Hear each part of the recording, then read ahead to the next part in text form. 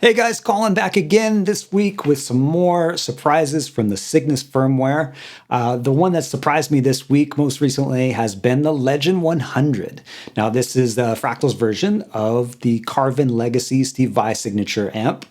Man, this is a sound I've sort of been chasing around for years, ever since I sort of got inspired by those virtuoso guitar players like Steve Vai. I've been chasing those tones in some fashion, and this one just nails it. It's so much fun to play, so addictive, so creamy, sustained for days. Articulation is all there, and what's crazy is it actually works really well for rhythm too. It's just an all-around good sound.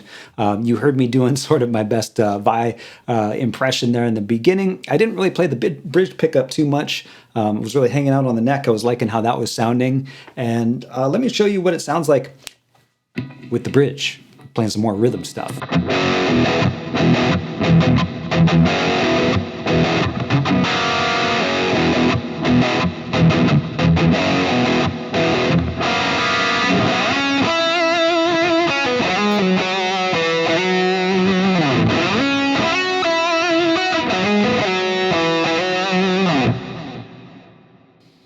So much fun. Oh man, this is crazy. I can't believe how exact it sounds. So let me tell you a little bit about how I dialed this in.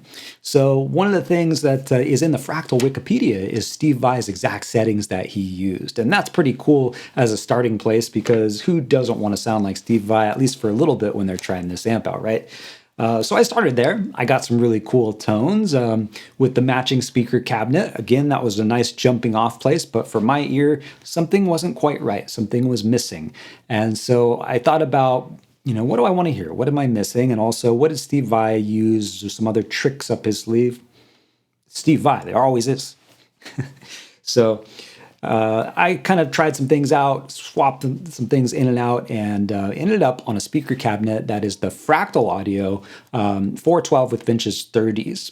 Now, this is a model I believe that is based on Mark Day's cabinet that doesn't have stock speakers in it. But we don't need to worry about that so much as does it sound good? I think so. I think it sounds really inspiring, really thick, and it's just got all the things that you want for a virtuoso lead guitar kind of a sound, right? So with those two, I got great tones right away. Didn't have to tweak too much. But again, something was missing. And so thinking back to all the times I've seen Steve Vai on those live videos and that little orange box of his, the DS1 has been a staple in his rig for years. So I had to try throwing that into the mix and seeing if that elevated the amp or took away from things, and it ended up giving me something I'm really, really inspired by. And I think it sounds so close to what he had back in the day.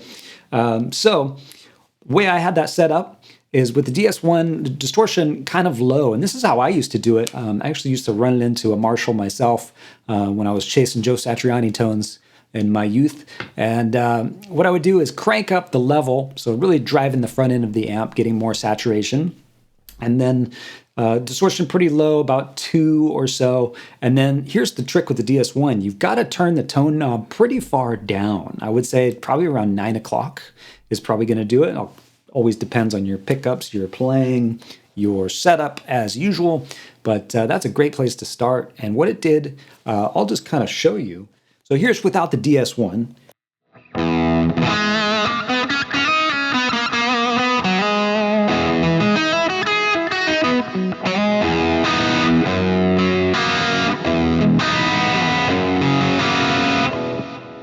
So not bad, actually sounds really nice. Almost, to me, kind of sounds like the volume rolled back on a guitar with, sort of a Friedman sound. But here's what happens when we kick in the DS1.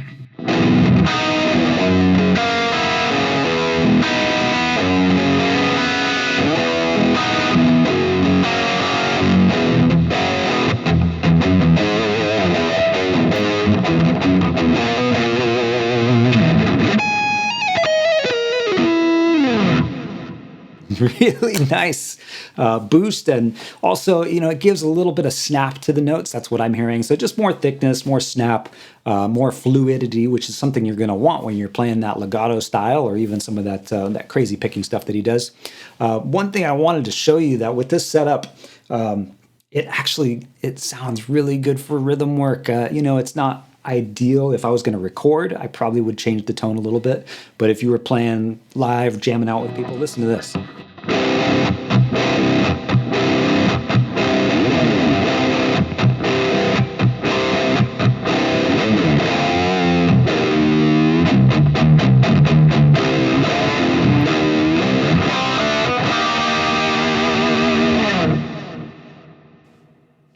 I don't know for you, but for me, that has blown me away. It's so much fun when you've got your speakers cranked up.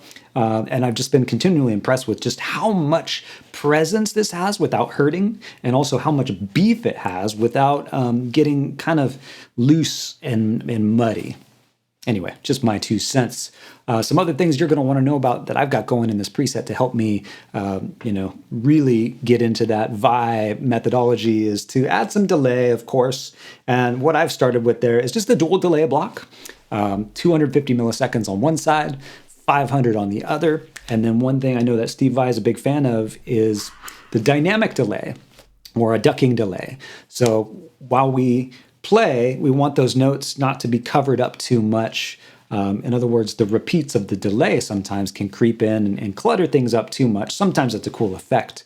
So what I've done is in the tone ducking side of things, I'm taking it down. Attenuation is 6 decibels.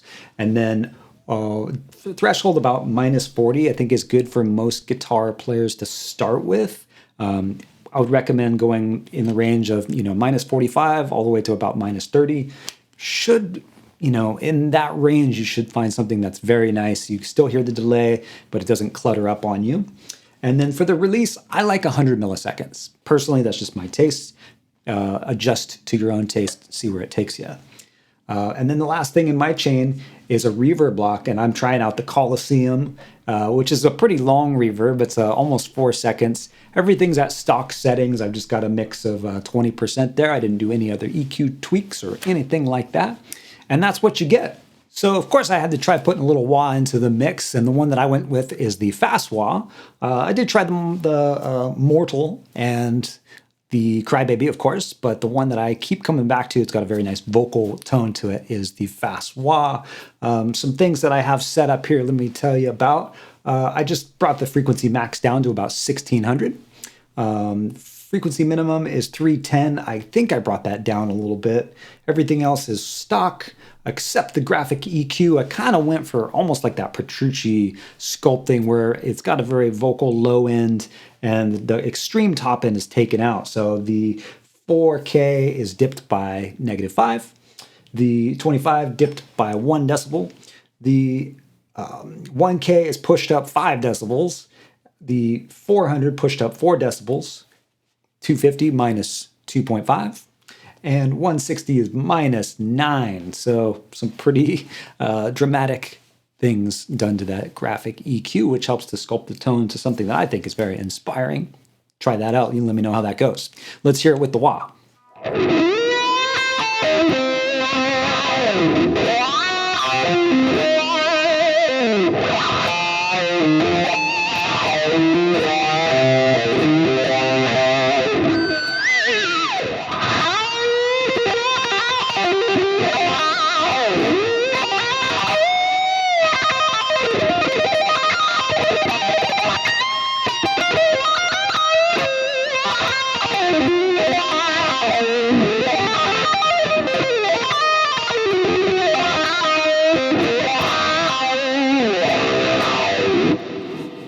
So there you have it, the Legend 100, the incredible tones of Steve Vai from Carvin are finally at your disposal if you have an Axe FX, which is an amazing thing. Can't believe this little box has provided such incredible, juicy, lifelike tones, and they continue to be refined, and I'm just blown away yet again. So have some fun with this. I hope my tips have been helpful. Let me know if any questions pop up.